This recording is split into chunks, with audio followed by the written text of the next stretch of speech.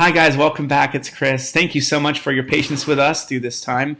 It's such an interesting dynamic trying to figure out how to do community and how to figure out how do we pursue Christ together in terms of being separated from our normal rhythms and our normal communities. Well, today I have a true blessing for you guys. I have a good friend of mine, a mentor of mine, someone who has, for lack of a better word, been a guiding presence, a comforting presence.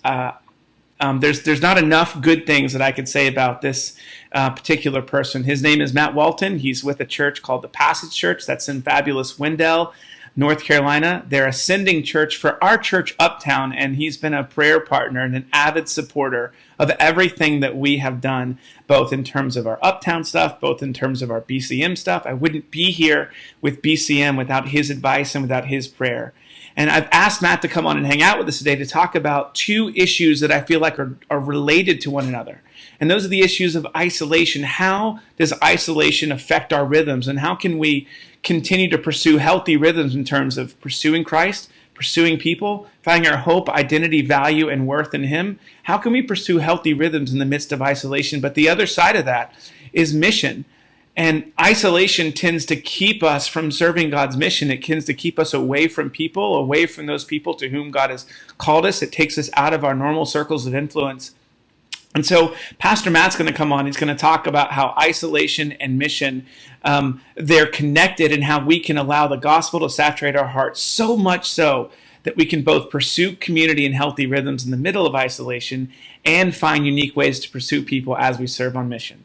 So without further ado, I'd love to introduce you guys to Matt Walton. Matt, say hello. Tell us a little bit of your story, sir.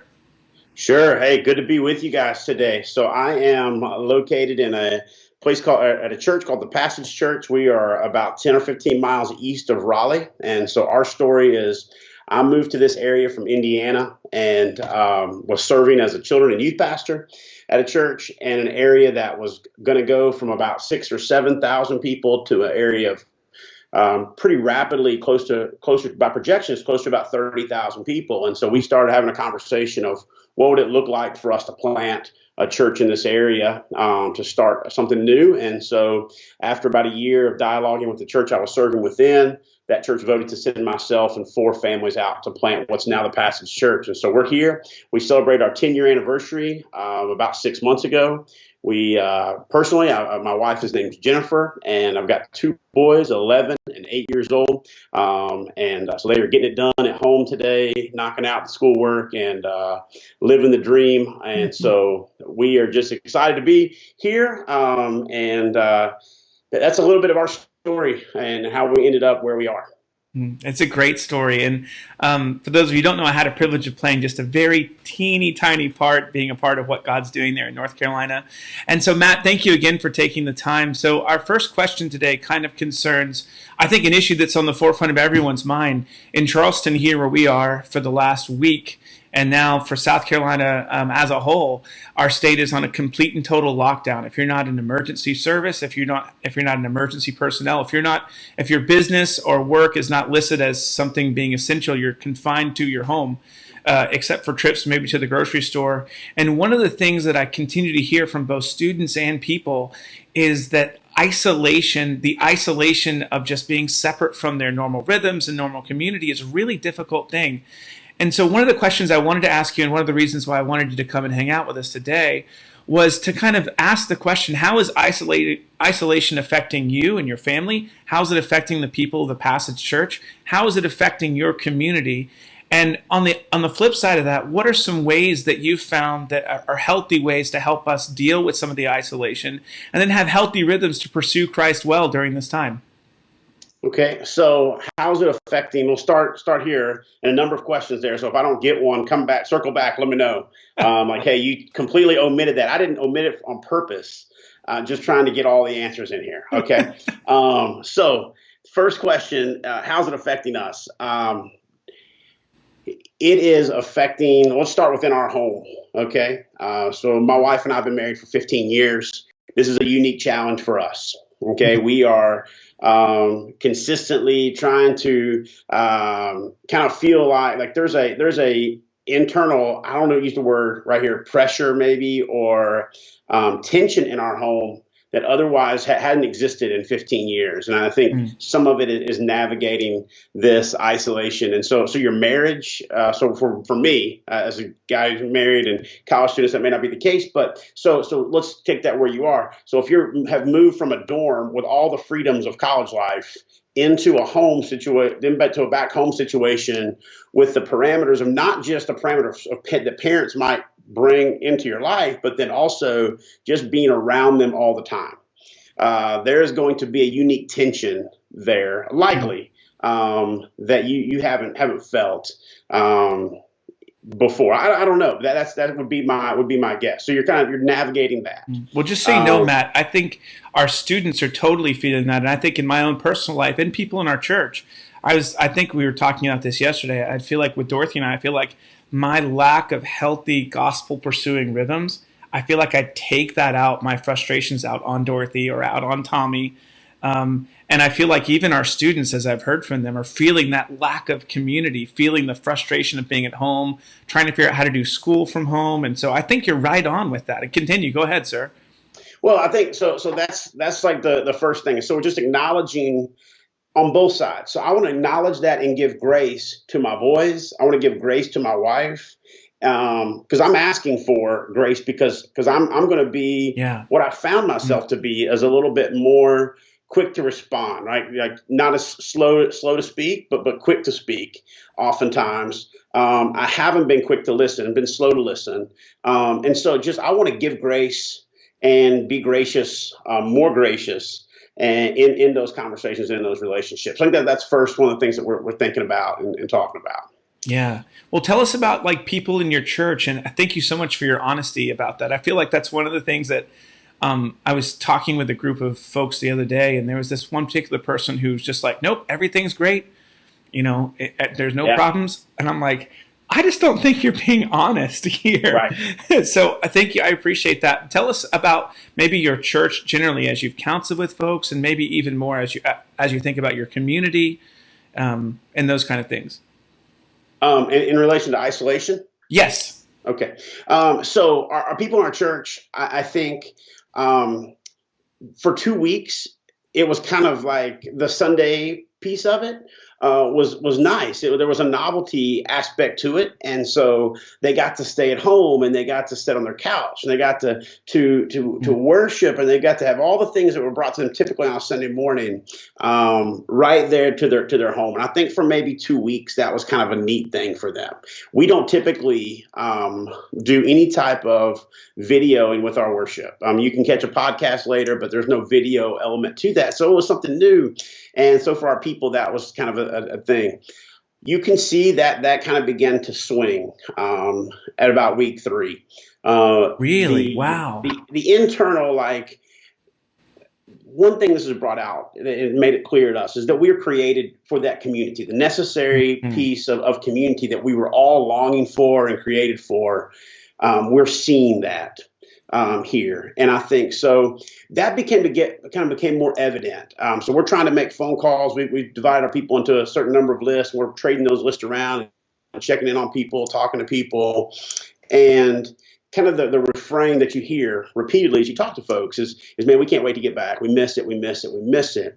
Now, I hope that that's the case. I've read studies where people say, that we can expect 20% less when we return back to large group gatherings. We can different percentages, different people say. I don't know what those actual numbers will be when we return, whenever that date is. But you can definitely hear kind of this longing for community in conversations with people. Yeah, I love that. I feel like that's exactly the same way as our students are feeling. I know we've sensed that from people in our church. And I think that hardwiredness for community is I feel like particularly what has made things so difficult. And so considering like that reality there, we've talked about some of the isolation stuff. I love the practical thing you mentioned, which is reaching out to people. One of the things we're trying to do both in our church and with our students, just asking folks, hey, pick 5 people to pray for, one a day, reach out to one of those people one time a day and just see how they are. And it's amazing how many gospel conversations are happening because people are doing those things. And I do think you're right. I've heard the stats on the one side of thing. Well, large group gatherings aren't going to be the same. And maybe that's the case for like sporting events. But in terms of people like in our church and people that I've talked to, both that are students at BCM, I think that's the complete opposite. I feel like everyone's going to come back, and maybe we'll see some masks and some bandanas, but I feel like everyone's going to come back. So I hope so. So let's take the issue of isolation. We talked a little about some of the things that we're struggling with, some of the things our people are struggling with, some ideas about how we can like pursue community in the midst of isolation. Let's flip that around. One of the things that I keep hearing from students is they feel like they're unable to pursue mission in terms of both their neighbors, in terms of both their friends from home, and they're really struggling with the mission component of this. So I want to throw that to you because I feel like isolation and mission are connected. And if we have unhealthy rhythms in isolation, we're going to have unhealthy rhythms in terms of mission. So thinking about mission there, how can we pursue mission in a healthy way, in a safe way, in a way that lines up with the ordinances that our officials are putting in place over how we can do life and how we can do community? What are some ways that you're finding that you can put mission into practice? I know a really cool one I think you're going to mention, but kind of share that with us and share about mission in the middle of isolation. Yeah, so what we try to teach our folks is, and maybe you are familiar with it, and it's kind of broken down different ways, but there's the BLESS acronym. Is it acronym or acrostic? Love it. We use it. We use it. Okay, huh? We use it. We completely use it. It may be different. It's probably different, maybe a little bit different than what you use if you're using saturate stuff. We've changed it a little bit. But the B is just begin with prayer. So here's to say, how do they live on mission? Here's my suggestion, is they pick 5 people, maybe 10 because they've got a little more time, but 5 people and say, okay, these are 5 people that I'm going to put on my radar and I'm going to begin praying for. And so every day you're praying for these 5 people. Okay. And then the second piece of that is listen to them. And so you can easily do that. You can texting counts as listening, but a phone call is better. And so we can get them on a phone, talk to them, listen to them, and ask questions. The hard part is in social isolation that when you finally get somebody face to face and talk to them, you're ready to talk. You're ready to share about everything that's going on with you, and because that's what you're missing in a piece of your life. But now the discipline becomes they want that too. So let me listen to them and take in what they're saying. So I want to listen. Hey, can I pause you there just real quick? What? Can I pause you there? You said something I think is profound, but I'm actually going to do something insane, which is write something down while on a video. You said you have to be disciplined to talk about gospel things because there's this feeling like you need to unload everything that's happened in your life up to this point. Yeah, that's a profound statement, Pastor Matt. I didn't say it that well. You took what I said and added, made it better. I just said you have to be disciplined to listen, right? And so, but yes, you have to listen because what's going to happen is as you listen, there's going to be opportunity for you to share the gospel with them.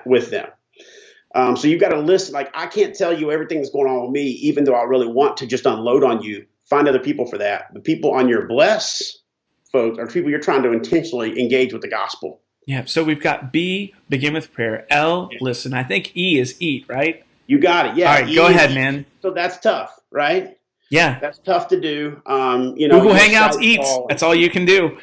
That's it. And eat. But the next one is serve. And so we want to serve them. And so how in the world do you serve people in this way? Well, a couple things that our family's done to serve people. One is last Saturday, we picked out 9 families in our church. We got Easter eggs and we have candy, which we already had loaded up at the church for our Easter egg hunt that got canceled. Yep, and feel that. About $100 of candy wasted. Yep. And we picked out 9 families and we went and got our kids all pumped up about, going and hiding eggs without being seen. And so we went in their front yard and just hid all these eggs, would ring their doorbell, leave a note, just tell them we loved them. And we got in our car and just drove off. And the cool part now is we've seen 4 families that we've done that with, take those eggs, restuff them with candy, and then go to 4 other houses. Nice. Assuming they're wiping them down, right? They're sanitizing those suckers. Of course. Yeah. Because you don't need to, because do kids even carry germs? But so one lady, she invited 2 families from our local apartment complex that she knows that they don't even have a yard. So she called and said, hey, we've got 20 eggs hidden in our front yard for your kids. Bring them, find them, have the candy. We love you. Hmm. And so that was really cool. So we're finding ways to serve people that way. The other thing we're doing is, so I know all your, I'm about to do something that are going to make all your college students, like all in their head, say, okay, boomer. So, but just hang with me, okay? So this is not like cool share screen or anything. We just use this right here, okay? Love it. Have you seen these? Have you used these? No, I think I've seen that from your media, but yeah. Okay. So basically, we just moved into a new neighborhood right when this thing hit. We don't know any of our neighbors, and they don't know us. So we filled these out and put our names, our phone numbers, and basically it says, we want to help you if you need help. And it says, if you're self-isolating due to COVID, I can help with picking up shopping, a friendly phone call, posting mail, urgent supplies, or prayer. No one's called us yet. All right. No one's called the weird new family to go get their groceries, believe it or not. But like it has our address on there too. All right. Yeah. But now when they pass our house, everybody's smiling and waving. Right. Love and everybody it. is Love saying, it. hey, that's the weird family that put this piece of paper on our mailbox. And so we're just trying to figure out, and you can find these all online, by the way, all over the place. Yeah, And maybe I saw some of those things through the saturated stuff. Love it. Absolutely love it. so you've got to figure out, okay, how can I serve you during this time? Now, listen, for college students, a lot of this is going to be like what ways you can serve people is just going to be somebody who goes, let's go back up to the L. Mm-hmm. That's going to be a way you can actually serve people, is just to listen to them. And the last piece is share, to just find ways to share. After you do these four, then you share the gospel with them and share the hope of Christ with them. I was back at we're moving, and so the house that we moved out of, we're trying to get ready to sell. And I was there the other day, and I had been trying to figure out ways to share the gospel with the neighbor over there. And I was leaving the other day, and he said, he just yells out. He says, "Hey, we're just talking." He's like, "Man, the world is broke. The world is broken. The world's broken." And I said. And I'm like, okay, here's my chance right here, right? I'm like, yeah, you're right. The world's broken. But hey, can I tell you that COVID is not what was broken in the world? Wow, So what a turn. We have to go into a great gospel conversation because he said it. He said, hey, man, I tell you what, the world has broken. And I'm like, exactly. Let's go and let's talk about it. But it's not COVID. Matt, that is brilliant. So it's great. It's great. So because you're listening for brokenness when you're talking anyway. Yeah. Back in that L. We're listening for people to acknowledge, man, the world's broken. It's not and so then we move in with the gospel. I love that. I love that. Well, Pastor Matt, we are drawing it to an end of our time together. But before I leave, I just wanted to do one thing. If when you think about like your church, when you think about your state, when you think about kind of what's going on right now, I'd love to give you something I like to call the last word. So what would be, if you had one piece of advice? You talked about the blessed grid. Maybe it's something in there. You really highlighted the listening component of that. But is there any one piece of advice that you just feel like the Lord has put on your heart during this time that you're kind of coming back to as you talk to people and cast vision for your church? There is. So we've been going through the I am statements of Jesus, and I'll try to shorten this and make this brief. No, it's fine. It's fine. We've been going through the I am statements of Jesus. We've been in John 15, and we talks about bearing fruit. And here's the thing that this has done to our church folks is that a lot of people associate a fruitful Christian life with their activities, right? I'm serving the church this way. I'm helping people this way. I'm attending church this way. I'm doing these Christian activities. So therefore I'm bearing fruit. That's not bearing fruit in John 15. That's not bearing fruit when we look at biblical bearing fruit. Biblical bearing fruit are not Christian activities, but they are love, joy, peace, patience, kindness, goodness, gentleness, faithfulness, and self-control. So the question becomes, as we're saying, in the middle of coronavirus, am I abiding in Jesus? Am I bearing fruit? We can't look at Christian activity anymore because a lot of that's been stripped from us. So what we have to walk through COVID, and after this is all said and done in 2 months or 3 months or 1 month, however long it's going to be, the question becomes, hey, am I more loving than I used to be? Am I more joyful than I used to be? Did I used to be a worrying mess, and now I'm a rock that is rooted in Christ?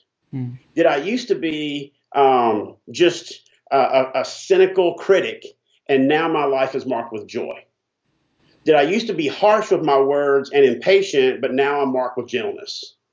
Like, how can God use this to really produce fruit in us because the markers for fruit that we used to use have been stripped away from us in a lot of ways.